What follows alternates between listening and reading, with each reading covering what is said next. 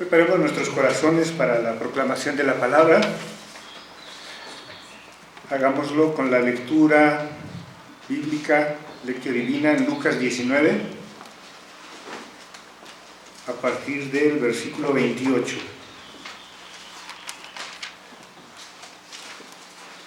Lucas 19, del 28 hasta finalizar el capítulo, al 48. Vamos a ponernos de pie. Vamos a hacer esta lectura de forma alternada. Vamos a ver si ahora sí nos sale.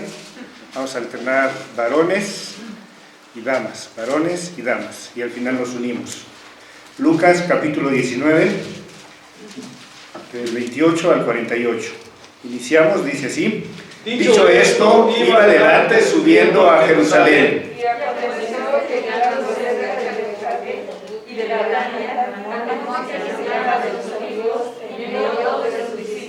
Diciendo: id a la aldea de enfrente, y al entrar en ella hallaréis un pollino atado, en el cual ningún hombre ha montado jamás. Desatadlo y traedlo.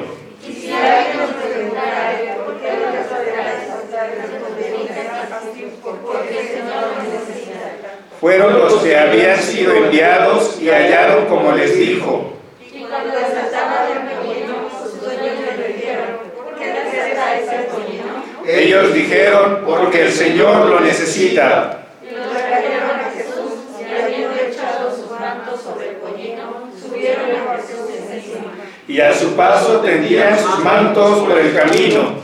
Cuando llegaban ya cerca de la bajada del monte de los Olivos, toda la multitud de los discípulos, gozándose, comenzó a alabar a Dios a grandes voces por todas las maravillas que habían visto, Diciendo: bendito el Rey que viene en el nombre del Señor, paz en el cielo y gloria en las alturas. Entonces algunos de los fariseos entre la multitud le dijeron: Maestro, reprende a los discípulos.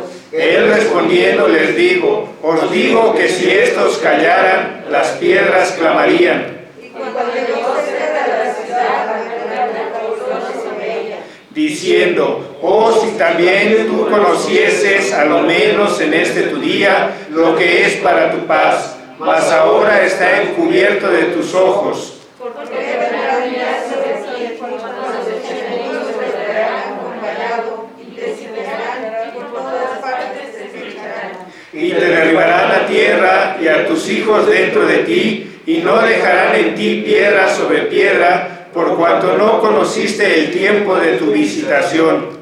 Y estando en el templo, comenzó a tratar a todos los que venían y que oraban en él, Diciéndoles: escrito está, mi casa es casa de oración, mas vosotros la habéis hecho cueva de ladrones. y enseñaba cada día en el templo, pero los principales sacerdotes y los escribas y los principales del pueblo procuraban matarla. Y no hallaban nada que pudieran hacerle, porque todo el pueblo estaba suspenso oyéndole. Amén. Respondamos con el himno 122. Ved al Cristo, Rey de Gloria. Himno número 122.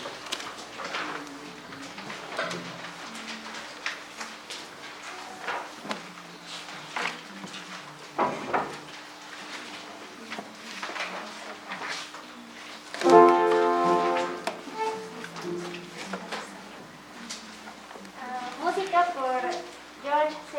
Stevin y letra de Thomas Kelly. Ana, usted comparte. 1, 2, 3.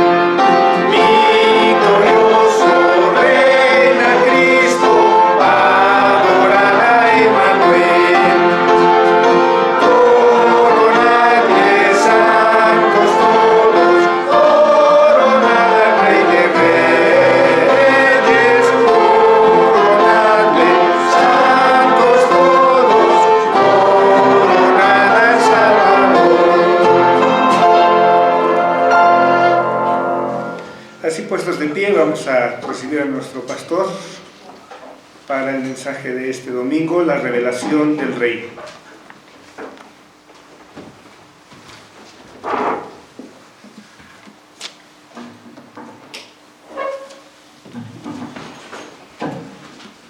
Les invito, hermanos, a que abramos la escritura en el libro del profeta Zacarías. Vamos a leer del capítulo 9.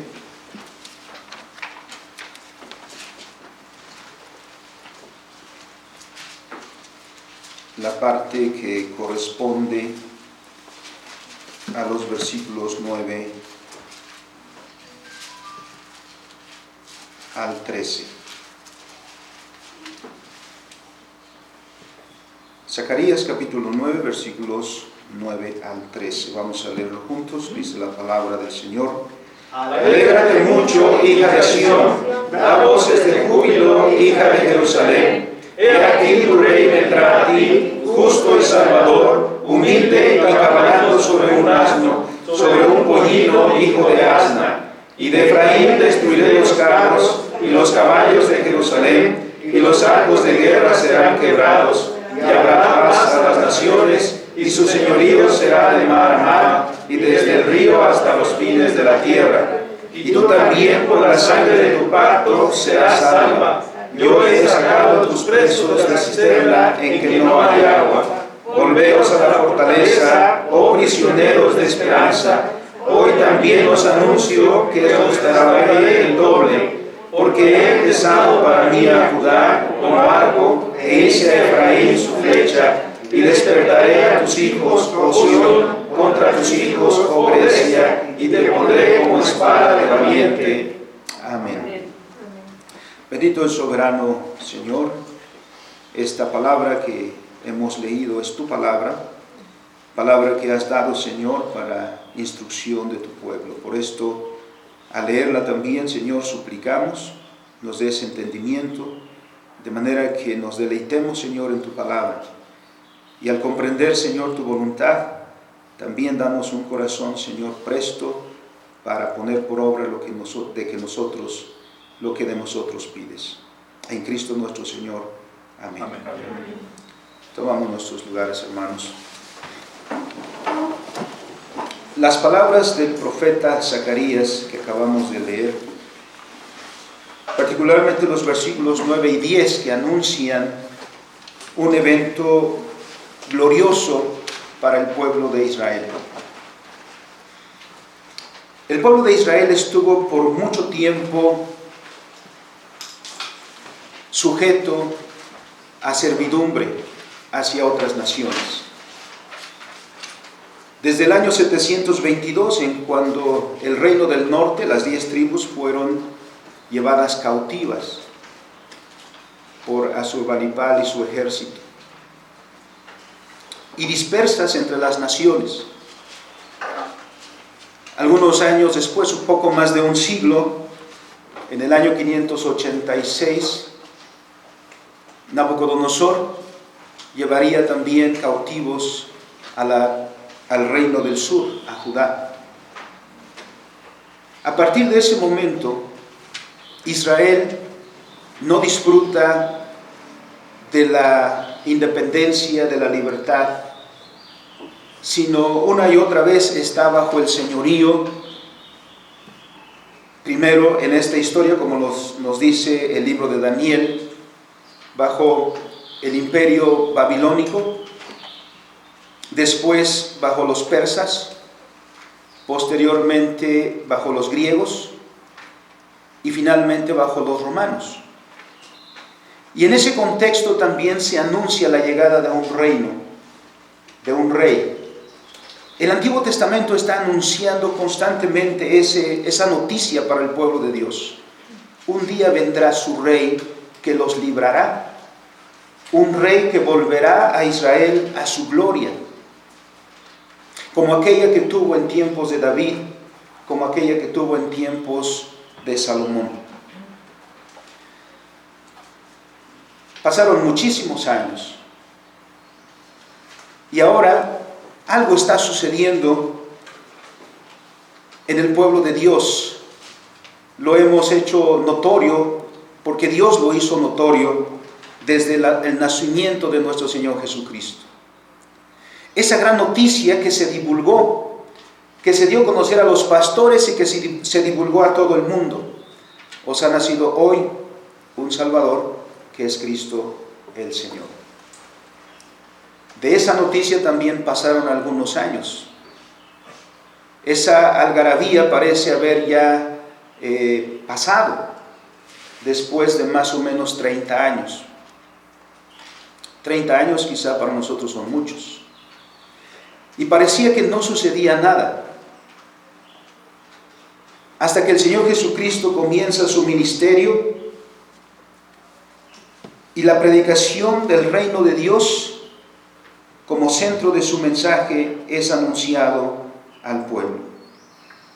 Durante 3 años y medio más o menos, nuestro Señor desempeña ese ministerio de predicación en medio de su pueblo. A la llegada del final de ese tiempo, en el que el Señor Jesucristo predicó y sanó, vemos a nuestro Señor Jesucristo en lo que nos narran los evangelios, particularmente Lucas, que hemos leído, en cumplimiento de lo que dice Zacarías, en cumplimiento de lo que profetizó también Isaías, de lo que profetizó también Daniel, entre otros libros del Antiguo Testamento. Ahora, el tan anhelado Rey de Reyes que espera a Israel y que ha estado esperando por muchísimo tiempo, está finalmente revelándose a su pueblo. En varias ocasiones el Señor Jesús hizo mención a sus discípulos que era necesario que el Hijo del Hombre subiera a Jerusalén. No es que no estuviera el Señor antes ahí. Vemos en los evangelios que una ocasión el Señor se perdió, ¿no? Se les perdió a José y a María, y cuando lo buscaron, porque tuvieron que regresar a Jerusalén, y cuando lo buscaron lo encontraron ahí dialogando con los sacerdotes. No era la primera vez que el Señor iba a estar en Jerusalén, había estado ya otras ocasiones, pero esta ocasión revierte un evento muy particular, un momento muy especial. El Señor dijo: es necesario ir a Jerusalén porque ahí iba a padecer mucho de los ancianos, de los principales sacerdotes y de los escribas, e iba a ser muerto e iba a resucitar al tercer día, como nos lo dice Mateo en el capítulo 16 y versículo 21. En este tiempo en el que el Señor sube con ese objetivo, porque Él sabe que el final de su ministerio está cerca y que estos acontecimientos que están profetizados en el Antiguo Testamento deben cumplirse para dar plena y perfecto cumplimiento de la misión que le encomendó el Padre, sube con sus discípulos a la ciudad de Dios. En este tiempo se están haciendo preparativos para una fiesta. Se va a celebrar una fiesta. Una de las 3 grandes fiestas que el pueblo de Dios ha celebrado desde que salió de Egipto. La fiesta es la fiesta de los panes sin levadura o la fiesta de la Pascua.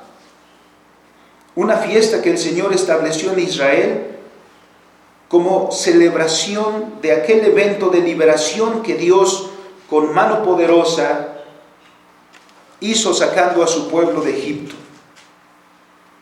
Es una fiesta nacional, es como nuestro día de la independencia, ¿no? El pueblo celebra su liberación y celebra a Dios, porque Dios los liberó con brazo fuerte. Ahora, en esta fiesta va a suceder algo que es diferente a todas las fiestas que se han celebrado antes. Aquel que los liberó viene en persona a Jerusalén para revelarse a su pueblo. Y esa revelación exige una respuesta. Como toda revelación de Dios, exige una respuesta de nosotros. Como es una fiesta y como sucede con todas las fiestas, la gente se está preparando anticipadamente. Además, conforme a la palabra de Dios también, mucha gente, muchos judíos, muchos israelitas de la diáspora, es decir, muchos israelitas que son israelitas pero que no viven en Israel, que no viven en Palestina, que viven en otros lugares, están también viniendo a esta ciudad para la celebración, tal como lo encontramos después, por ejemplo, en el día de Pentecostés. Hechos capítulo 2, miramos que aquel día cuando el Señor envió a su Espíritu Santo, los que estaban reunidos ahí y vieron aquel acontecimiento, venían del Ponto, de Galacia, de Bitinia, etc. Aquí también entonces estaban viniendo mucha gente de muchos lugares con el propósito de celebrar este acontecimiento. Mucha gente se está preparando. Jerusalén comienza a abarrotarse. Hay mucha gente. Hay mucho ajetreo. Mucha gente ya conoce al Señor. Mucha gente ha escuchado al Señor porque ha estado con Él a sus pies disfrutando sus enseñanzas. Mucha gente le ha seguido. Mucha gente ha visto sus milagros, habiendo sanado a un ciego, a un cojo, etc. Esos milagros han sido atestiguados por mucha gente. Mucha gente comió de la multiplicación de los panes y de los peces. Y apenas unos días antes de que el Señor entre a Jerusalén, mucha gente también atestiguó la resurrección de Lázaro, un amigo entrañable del Señor Jesús y hermano de Marta y de María. Esto había acontecido en Betania, nos dice Juan capítulo 11 y versículo 12, y capítulo 12, perdón. Y así que en Jerusalén también están aquellos que apenas un par de días antes, un poquito antes, vieron lo que había acontecido. ¿Quién podía negar que Lázaro había resucitado si Lázaro mismo estaba entre ellos? Mucha gente estaba en Jerusalén. Muchos habían escuchado la predicación del Señor, que los evangelistas resumen como la predicación del Evangelio del Reino de Dios, como nos dice Mateo 4:17. El Señor, en la predicación de la palabra, en la manifestación de sus milagros, milagros que son manifestación de su poder y de su señorío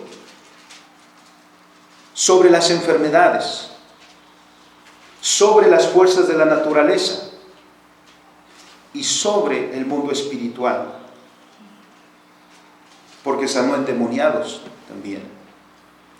El Señor estaba en eso revelándose como el Rey de Reyes y Señor de Señores, como aquel que tiene toda autoridad sobre todas las cosas. Pero cuán ciegos somos los hombres a veces, que viendo no vemos, que viendo no entendemos. El Señor pues se manifestó a los hombres de todas esas formas, pero siempre quedó velado ante ellos. Su manifestación en todas esas formas era un desafío para los que veían, porque la pregunta era: ¿quién es?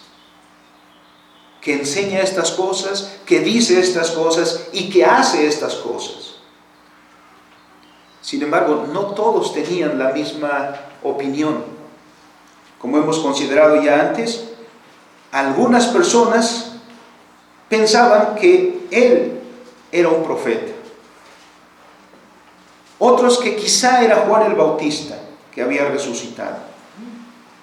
Es decir, cada uno tenía su opinión de quién era. Pero lo que sí es que notamos que no podían guardar silencio, porque la revelación del Señor, ante esta revelación no se puede guardar silencio. A esa misma pregunta que el Señor Jesús hizo sobre qué pensaba la gente, quién era Él, los discípulos, Pedro, como siempre, en su carácter o por su carácter, se adelantó y dice: Señor, tú eres el Cristo, el Hijo del Dios viviente. Esa es la respuesta correcta. ¿Pero acaso es porque Pedro tenía un IQ más alto que los demás?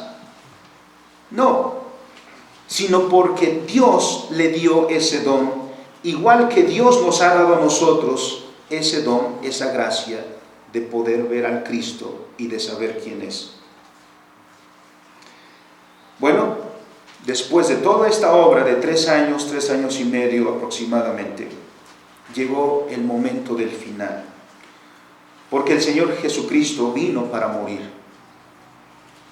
El Señor Jesucristo vino con el expreso propósito de llevar a cabo la obra de redención. Llegó el momento de revelarse abiertamente como Rey de Israel, y no solo de Israel, sino de todo el mundo y de toda la creación.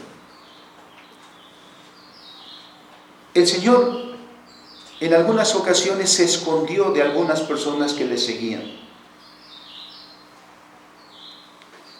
Diríamos que hubo varias oportunidades en las que el Señor pudo llegar a ser el Rey. En Juan capítulo 6, por ejemplo, después de aquella multiplicación de los panes y de los peces, las personas que habían comido tuvieron la intención, y el Señor, que conoce los corazones, supo que aquellas o algunas personas iban a tomar al Señor Jesucristo y lo iban a poner por Rey. El Señor salió escondiéndose de ellos. En una ocasión el Señor sanó a un leproso, y habiéndolo sanado le dice: no se lo cuentes a nadie. ¿Por qué el Señor dijo no lo cuentes a nadie? Porque el Señor no quiere ser visto solo como alguien que obra milagros, solo como alguien que sana, sino quiere ser visto como quien realmente es: el Redentor, el Rey, el Señor de toda la creación. Llega pues el momento de la celebración de la fiesta de pan sin levadura, de los panes sin levadura, la celebración del Pesaj o de la Pascua. Y de los evangelios, porque todos los evangelios nos registran este acontecimiento, tomaremos la narración que nos da Lucas en el capítulo 19 y que hemos leído, hermanos, ya previamente. Capítulo 19, versículos 28 al 48 y la primera parte del capítulo 20. Se cumple lo que dice el profeta Zacarías, que anunció el advenimiento de este rey. Zacarías 9:9, como lo hemos leído. ¿Qué acontece? Por todo esto que hemos dicho, hermanos, todo el mundo sabe quién es este hombre, por los milagros que ha hecho, por las enseñanzas que ha pronunciado. Y como dice también Mateo capítulo 7 al final, en el Sermón del Monte, la parte última, la gente escuchando y viendo lo que el Señor hace, dice: ¿quién es este? Porque este enseña como quien tiene autoridad y no como los escribas. La gente notaba en Cristo algo. Evidentemente no podía estar al margen. Como hemos dicho, la revelación del Señor desafía a quienes le escuchan y a quienes lo ven. Lucas nos dice que el Señor iba entonces, después de estar en Betania, a Jerusalén. Llegando a Betfagé y a Betania, y de Betania al monte que se llama de los Olivos, envió a 2 de sus discípulos. No vamos a repetir todo por el tiempo, pero miramos el cumplimiento de lo que dice Zacarías. El Señor entró a Jerusalén en un pollino, no porque estuviera cansado. El Señor no dijo, ya me cansé, ya no puedo caminar más, entonces necesito algo sobre qué montar para llegar a Jerusalén. No, sino que era necesario revelarse al pueblo de Dios como aquel que Zacarías había anunciado. El Señor Jesucristo no monta un caballo. Un caballo es un arma de guerra. Y el reino de Dios no se revela de esa manera. El Señor viene en un pollino, porque es un rey de paz. Un rey que revela su reino y que esta revelación desafía a los que lo ven. Porque los que ven al Señor y tienen una concepción del reino político, esperaban otras cosas y no lo que Dios había anunciado, como lo veremos en esta primera parte. A la entrada del Señor, la gente comienza a cortar ramas para poner delante del paso del Señor. Otras personas se quitan los mantos y ponen los mantos para que el Señor pase. ¿Por qué lo hacen?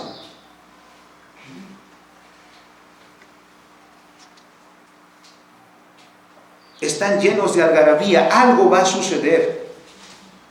¿Acaso, podría ser la pregunta, acaso ha llegado el día en que el Señor se va a proclamar rey? Desde hacía tiempo que mucha gente deseaba hacerlo, como hemos citado en Juan capítulo 6, versículos 14 y 15. Pero pronto veremos que los que aquí aclaman al Señor, pronto estarán también gritando otra consigna. ¿Por qué? Dando evidencia que lo que esperaban cuando gritaron a la entrada no era lo que Dios había dicho. Ahora sí, como muchos dicen, ¿no? Poniendo algunas imágenes, expectativa, realidad. La expectativa de los que aclaman no es la realidad de lo que la palabra de Dios dice. Los que comieron pan de la multiplicación y comieron de los peces también y se llenaron, miren, fueron capaces de recorrer una larga distancia para llegar hasta Capernaum y decirle al Señor, oye Señor, ¿cuándo llegaste acá? Ni te vimos cuando nos dejaste y por dónde tomaste camino. El Señor, confrontándolos, les echa en cara diciéndoles que habían llegado hasta ahí y les dijo, me buscabais o me buscáis no porque habéis visto las señales, sino porque comisteis pan y os saciasteis. Es decir, no me están viendo a mí, no has entendido quién soy yo. Me sigues pensando en tu necesidad, en tus intereses. ¿Quieres desayunar ya? ¿Ya tienes hambre? Otra multiplicación, dirían aquellas personas, pues no nos caería mal. Como ellos, muchas personas tenían una perspectiva propia del Señor. Como hemos dicho, quizá muchos pensaban que nuestro Señor entraría a Jerusalén, entonces armaría a sus seguidores, viendo los seguidores que tenía, armaría quizá a sus seguidores y entonces se levantarían en armas, causando una revolución para derrocar a las autoridades y entonces tomar el mando del gobierno. ¿Acaso por eso la multitud clama diciendo, Hosana, bendito el que viene en el nombre del Señor, el Rey de Israel? Hosana es un término en hebreo que originalmente significaba, salva ahora, te lo rogamos. así como lo encontramos en el Salmo 118, 25. Pero este término, Hosana, posteriormente fue usado como una forma de homenaje. Ahora para equivaler, por ejemplo, a salve o a gloria a. Cuando la gente grita entonces Hosana, está glorificando a Cristo.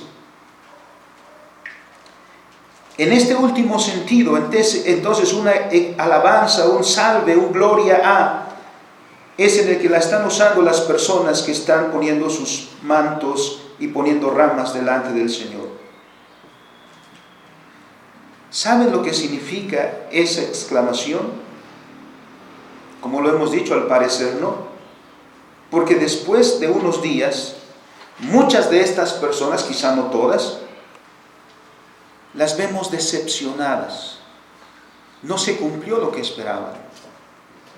El Señor no reunió a sus discípulos, el Señor no armó a sus discípulos, el Señor no se levantó en armas, el Señor no derrocó a Pilato, por ejemplo, ni está armando una revolución para liberarse del poder romano.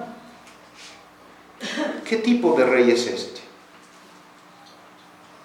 Que no llenó las expectativas de mucha gente.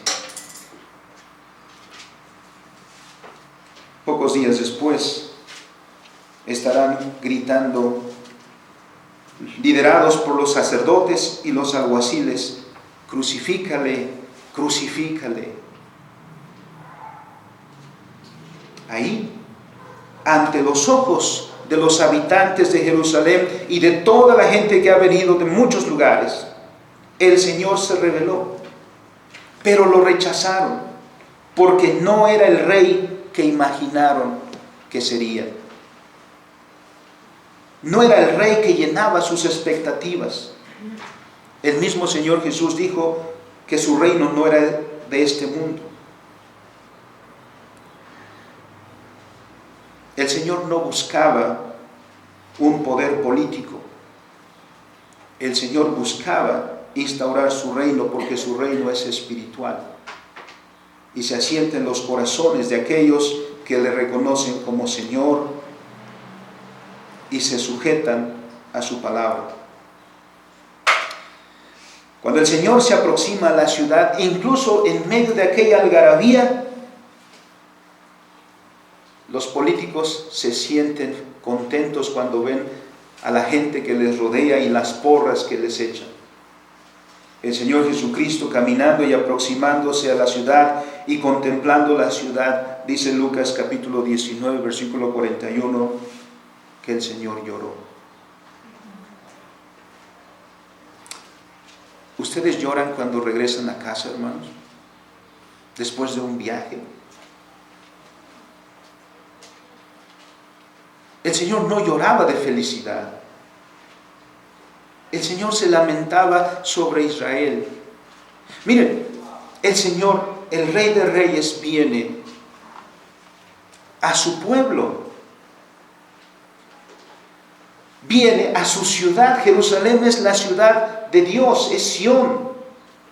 En Jerusalén está el templo, el lugar que Dios ha escogido para morar con su pueblo.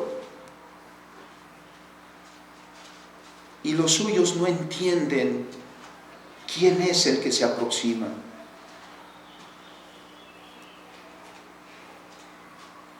Las palabras del Señor: oh, si también tú conocieses, al menos en este tu día,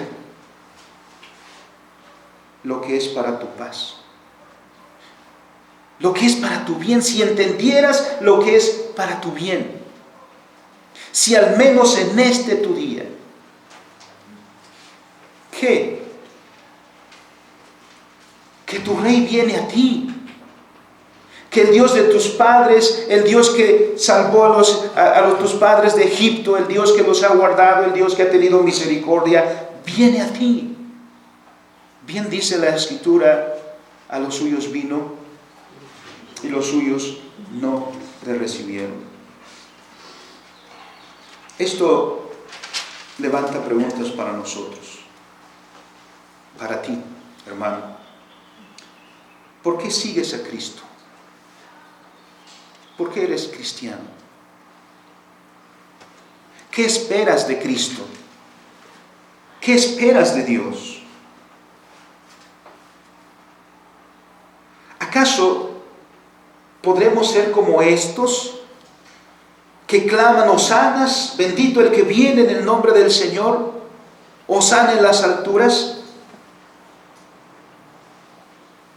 Pero lejos de mirar al Cristo que se revela en las Escrituras, al Cristo de las Escrituras, se han hecho una propia imagen de Cristo. Hay muchos seguidores de Cristo hoy, pero que no han rendido su vida al Señor. Que lo único que ven a Dios, a Cristo, es como si fuera un banco al cual hay que estarle pidiendo y pidiendo y pidiendo. Mucha gente cree en Dios solo por provecho propio. No, seguir a Cristo es rendirnos completamente a Él, a su señorío, entregar nuestra vida totalmente a su servicio. Es Dios el que nos llama a servirle a Él, no es Dios el que viene a servirnos a nosotros.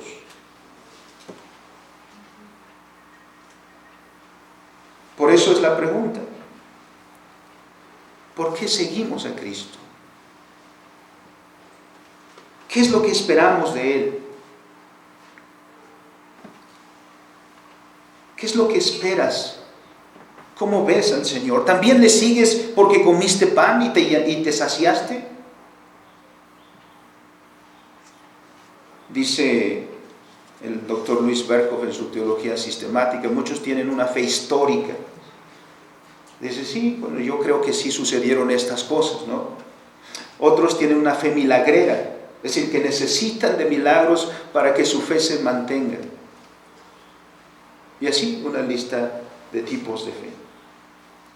¿Cuál es el tipo de fe que tú tienes, hermano?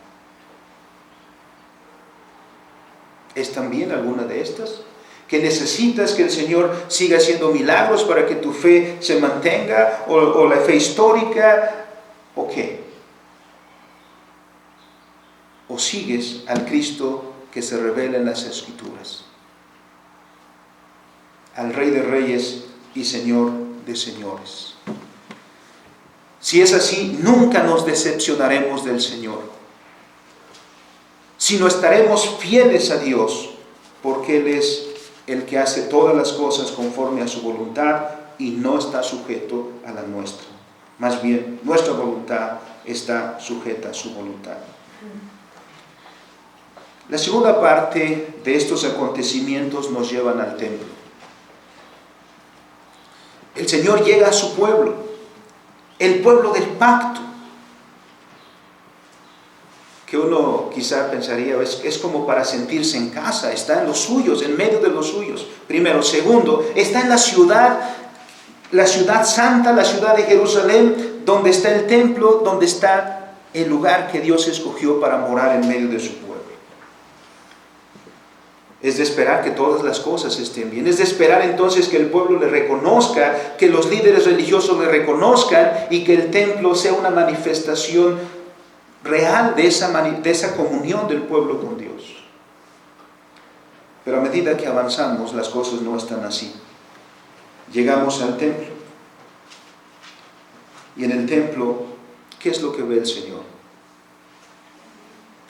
Devoción, una comunidad adorante, una comunidad orando al Señor.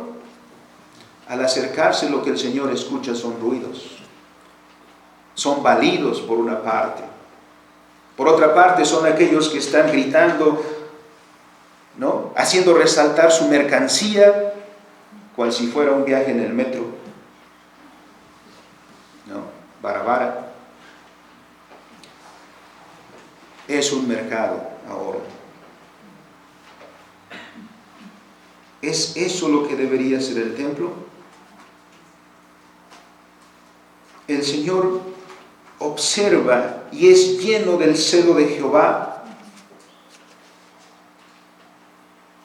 que entonces corre a todos los que estaban mercando en el atrio, que debería ser atrio donde la gente viniera a orar al Señor. Cuando este lugar se inauguró, cuando Salomón inauguró esta edificación, como nos dice Primera de Reyes 8:12, claramente dice: Señor, cuando tu pueblo venga aquí y aquí ore, tú que estás en los cielos responderás. Si viniere alguien y hubiere pecado, Señor, tú le escucharás de los cielos y perdonarás.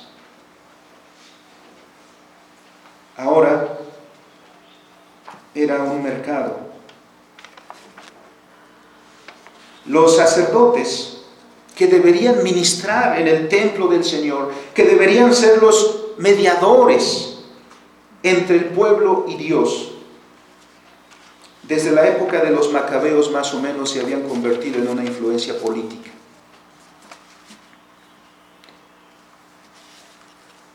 Descuidaron su ministerio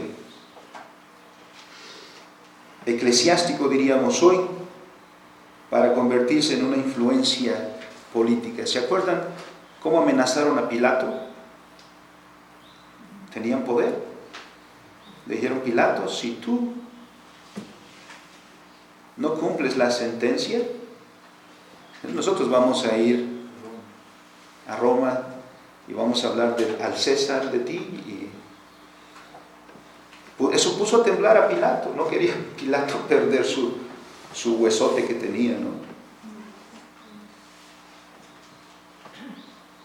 Se olvidaron del verdadero servicio a Dios y llegaron a corromperse, llegaron a descuidar al pueblo que Dios había puesto bajo su cuidado.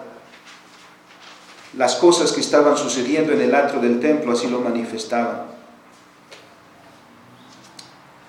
Pero quiero llevarles, hermanos, a Jeremías capítulo 7. Si Dios de verdad fuera su rey y su Señor, Israel debería vivir una vida santa y justa. Y los líderes del pueblo deberían vivir también de esta manera y enseñar al pueblo a vivir justa y santamente. Pero miren lo que nos dice Jeremías, que aconteció, y las palabras que nuestro Señor refiere en este pasaje que hemos leído en Lucas, así lo manifiesta, porque retoma el Señor las palabras del profeta Jeremías.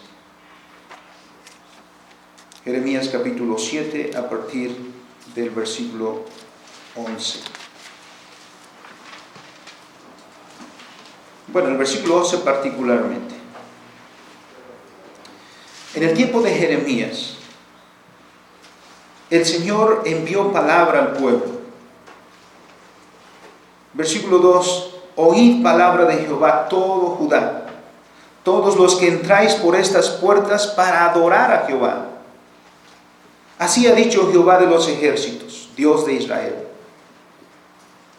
Miren, a todos los que venían a adorar: mejorad vuestros caminos y vuestras obras, y os haré morar en este lugar.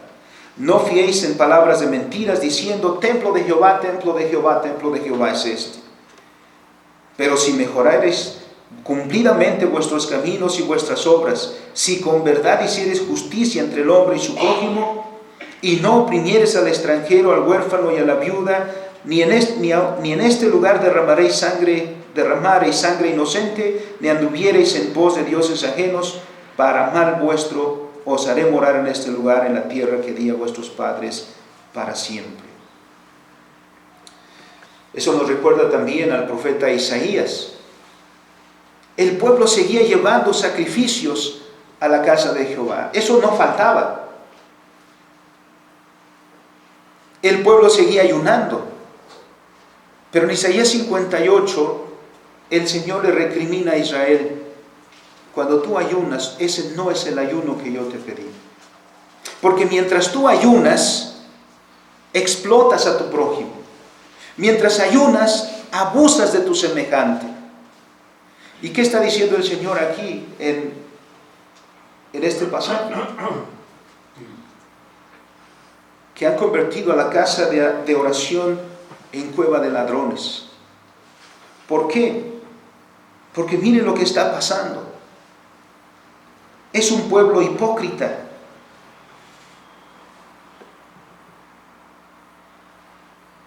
El pueblo y sus líderes llevan una vida hipócrita. Llegaban a la casa de Dios, llegaban al templo de Jehová como si todo estuviera bien. Pero su vida distaba de ser fiel a los mandamientos del Señor. Porque si Dios es rey, hermanos, esos no son palabras. Si Dios es nuestro Señor, no deben ser eso palabras, sino debe expresarse en hechos. ¿Y cómo es que aquellos que dicen que Jehová es su Señor, roban, engañan, abusan? ¿Dónde está la obediencia? Son hipócritas. Su vida dista mucho de ser fiel a los mandamientos de Dios. Vivían en la hipocresía con apariencia de piedad. Y en eso habían menospreciado el pacto de Dios.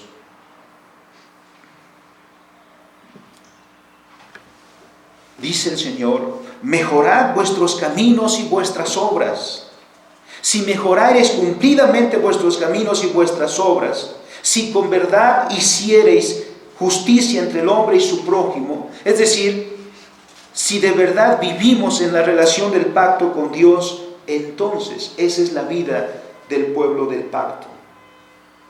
Cuando de verdad Jesús es el Señor.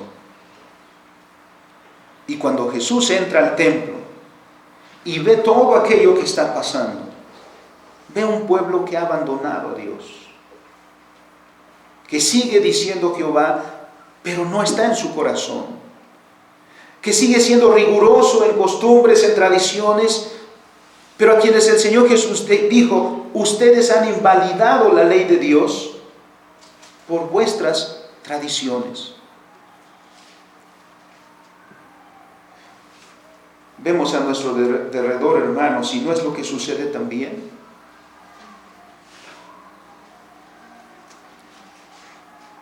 Somos un país que se dice cristiano.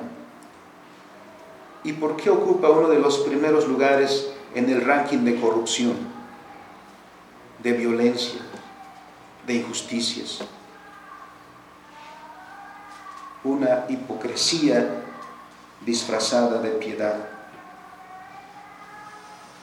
Si el Señor viniera hoy, hermanos, a su templo, si el Señor nos visitara hoy, porque ¿quiénes son su templo el día de hoy? ¿Qué dice el apóstol Pablo en 1 Corintios 6, 19?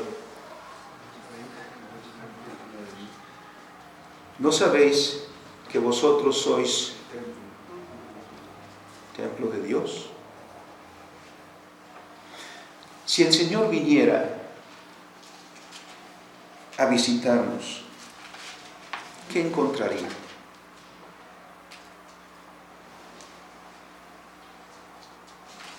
¿Qué encontraría Dios en ti, hermano? ¿Qué encontraría Dios en ti, hermana? ¿Qué descubriría el Señor si entrara y nos viera a nosotros? Que sin duda lo hace, porque vivimos por amdeo. Pero a veces nos olvidamos de eso. Y aunque con los labios decimos, Cristo es mi Señor, en el estilo de vida que llevamos decimos todo lo contrario. Porque estaríamos llenos como aquellos a quienes predica Jeremías. Opresión al extranjero, opresión al huérfano, opresión a la viuda, idolatrías, injusticias, truanerías, mentiras. ¿Eso es lo que encontraría el Señor en nuestras vidas? Si el Señor viniera a su templo hoy,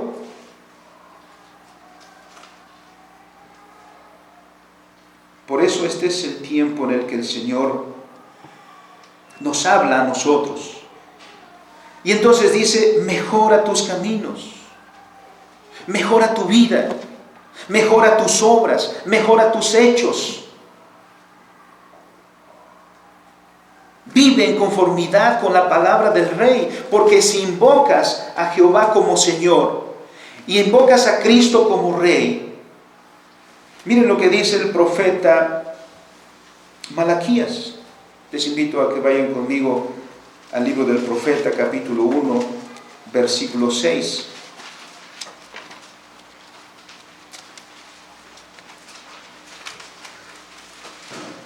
Alguien que es rápido nos puede compartir la lectura. 1:6. El Hijo honra al Padre y el siervo a su Señor. Si pues soy yo Padre, ¿dónde está mi honra? Y si soy Señor, ¿dónde está mi temor? Dice Jehová de los ejércitos a vosotros, oh sacerdotes, que menospreciéis mi nombre y decís, ¿en qué hemos menospreciado tu nombre? ¿Qué le vamos a decir al Señor? ¿Acaso el Señor se conforma con una invocación de voz, de palabras solamente? ¿Acaso con decir de palabras solamente soy cristiano, ya las cosas están bien?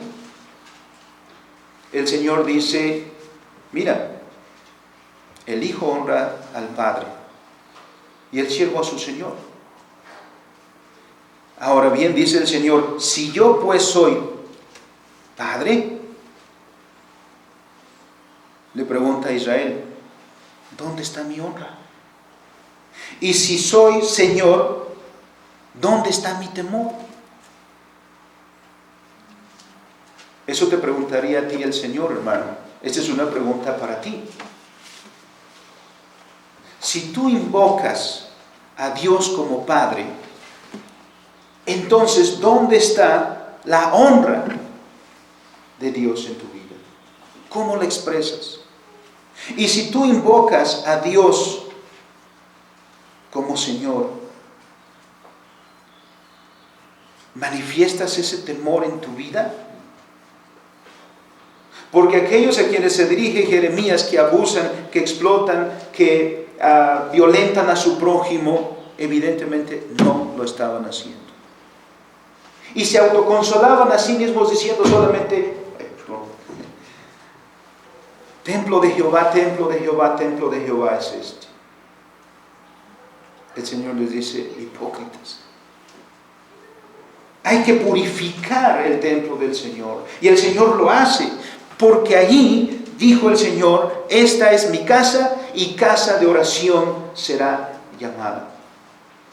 Pero miren que la han convertido ustedes. El reino de Cristo, hermanos, se establece en los corazones de los creyentes, pero se expresa en las acciones que manifiesta, porque su vida completa está sujeta al reino y al Rey que es nuestro Señor Jesucristo. Cuando el Señor Jesucristo hace estas cosas, y esto nos lleva a la tercera parte, ¿quiénes son los que salen a protestar?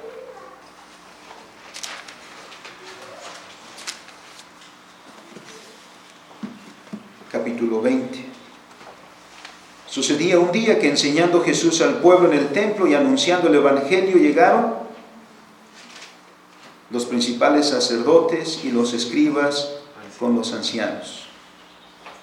¿Y qué es lo que hacen?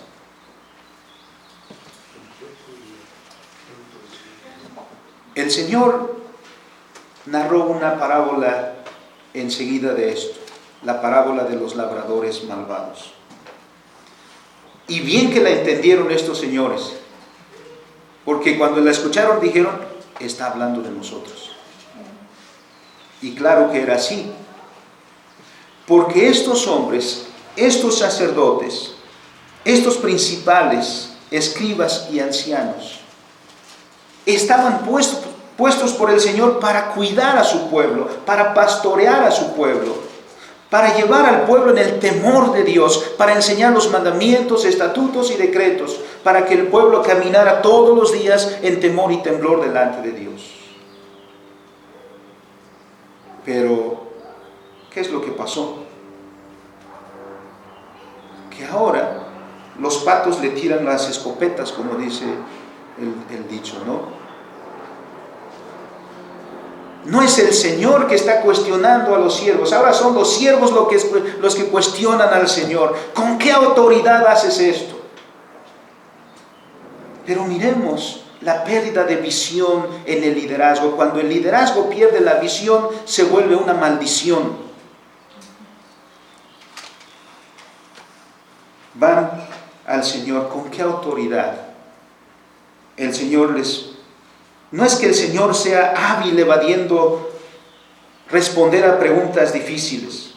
No, el Señor no es por eso, sino porque quiere confrontarnos con la verdad.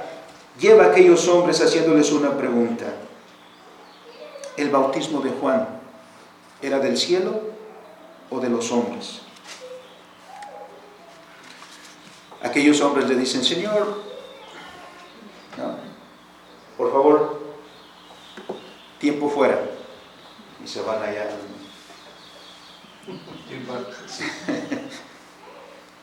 Miren lo que hacen. Cuando al liderazgo se le olvida los principios, actuar con principios, con verdad, miren lo que se convierte. Dijeron, oigan, ¿qué les parece? ¿Cómo ven el asunto? Aquí está difícil, ¿no? Si le decimos al Señor, el bautismo de Juan era del cielo, pues nos estamos ahorcando solitos. Porque entonces va a decir, ¿y por qué no le creyeron? Ahora, si le decimos que era de los hombres, ahí está toda la gente que tiene a Juan por profeta, nos las vamos a echar encima. Entonces dicen, ni uno ni lo otro.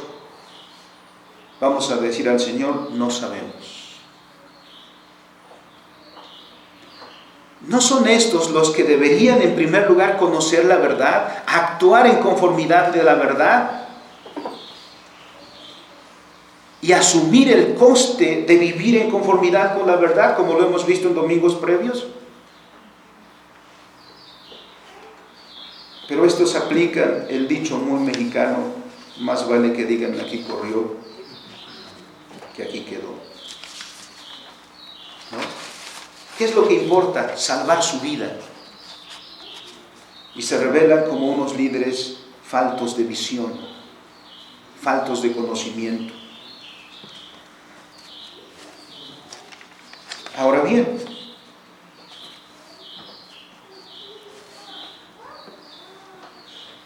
cuán terrible es cuando el pueblo de Dios no conoce la verdad y por lo tanto no actúa en conformidad con ella, sino vive su vida como estos hombres, siempre haciendo un cálculo.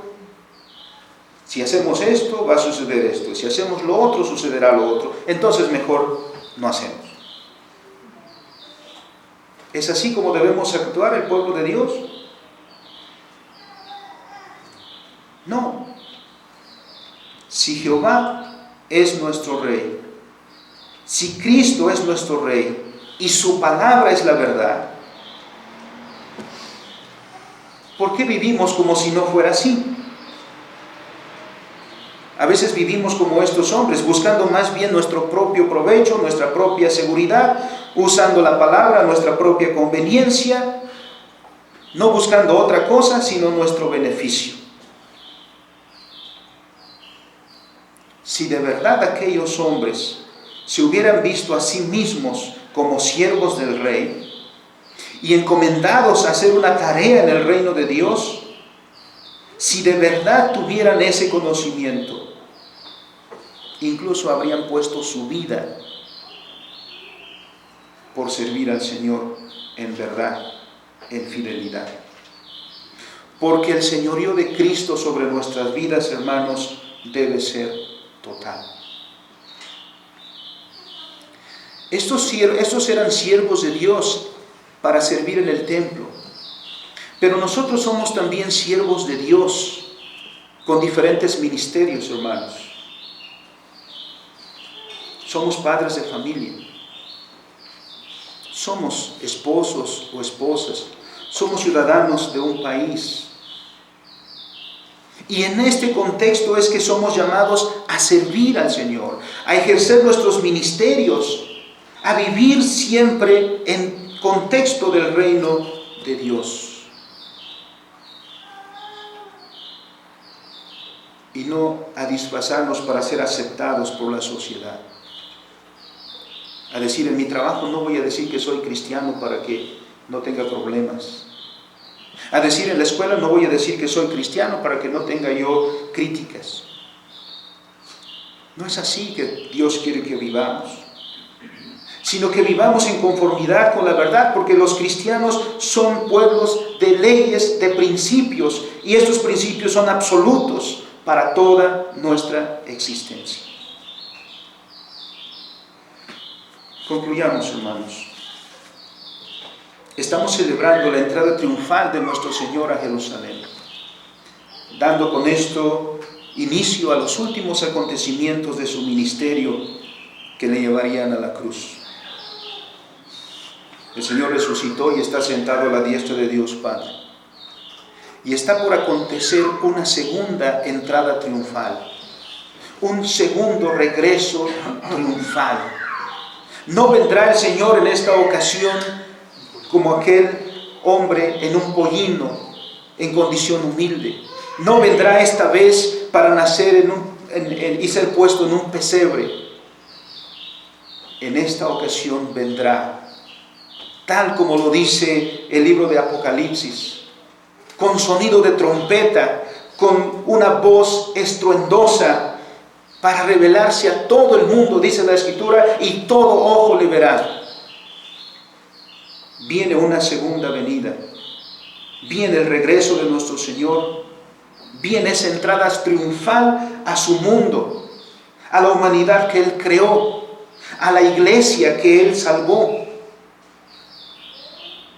La pregunta es, cuando el Señor regrese, y si regresara hoy, ¿qué encontraría?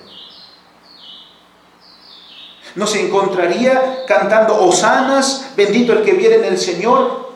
Pero cada uno teniendo en su corazón una propia perspectiva que no es la de las Escrituras. ¿Encontraría a sus siervos, a quienes ha dado liderazgos en su reino, haciendo estos liderazgos solo pensando en el provecho propio, en la riqueza propia, y dejando de lado a quien invoca como Señor y Salvador? Somos llamados, hermanos, nuestro Señor mismo lo dijo, velad y orad. Eso es pues un momento en que nuestra vida debe ser reforzada como vida cristiana. Revitalicemos nuestra adoración. Deje de ser nuestra adoración formalista, hipócrita, revestida de piedad. Sea de todo corazón. Porque si invocamos a Dios por Padre, honrémosle como Padre. Y si le invocamos como Señor, como dice Malaquías, muéstralo en tu vida que Jesús es tu Señor. Esta iglesia comprometida con la verdad, servicial a su Señor, es la única que se podrá mantener como luz y sal de la tierra. Porque si no es así, en concordancia con lo que vimos el domingo pasado, la sal que no sala, que ha perdido su sabor, no sirve más sino para ser desechada. Si la iglesia ha perdido su esencia, si el cristiano ha perdido su esencia, no sirve más para nada. ¿Eso es lo que queremos ser? Seguro que no. Meditemos pues en nuestro corazón, hermanos, y no sean ramas y no sean mantos los que pongamos a los pies de Cristo, sea nuestra vida. Pon tu vida a los pies de Cristo y dile: Señor, eres mi Señor, gobierna mi vida, y que todo lo que yo haga, Señor, sea en obediencia a tu señorío, a tu autoridad. Porque como dijera el apóstol Pablo, ya no vivo yo, mas Cristo vive en mí. Oramos. Bendito y soberano Dios. Gran reflexión, Señor, produce tu palabra en nuestro corazón. Al mirar los acontecimientos de esta maravillosa ocasión en que nuestro Señor Jesús, entrando en Jerusalén, fue aclamado por la gente, se encaminó al templo, vio lo que estaba sucediendo ahí y fue confrontado por los líderes religiosos de aquel tiempo. Eso, Señor, nos trae a nosotros una reflexión también grande. ¿Cómo es que te aclamamos, Señor? Es momento de escudriñar nuestro corazón para dejar, Señor, atrás quizá nuestra adoración de puro formalismo y ser una adoración ferviente, de corazón rendido, Señor, a tus pies. Que no sean ramas y mantos, sino la vida propia, Señor, que pongamos a tus pies, a tu servicio. Y como servidores tuyos, Señor, que nunca olvidemos cuál es nuestro lugar y nuestra tarea, para no usar, Señor, el oficio para provecho personal, sino manteniéndolo siempre en el contexto de tu reino. Señor, los tiempos en que vivimos son desafiantes para tus hijos. Esta generación que vive en tinieblas,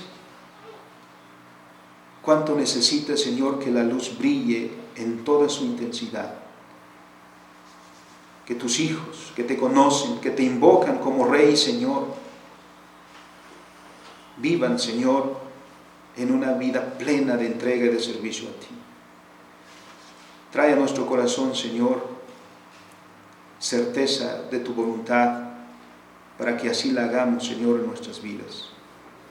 Y bendito sea, Señor, Rey nuestro y Señor nuestro. Amén.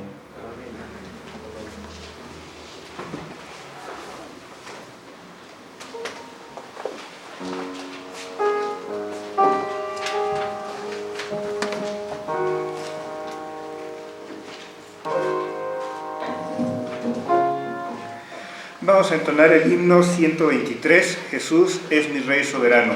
Himno número 123. Vamos a ponernos de pie para entonar esta alabanza.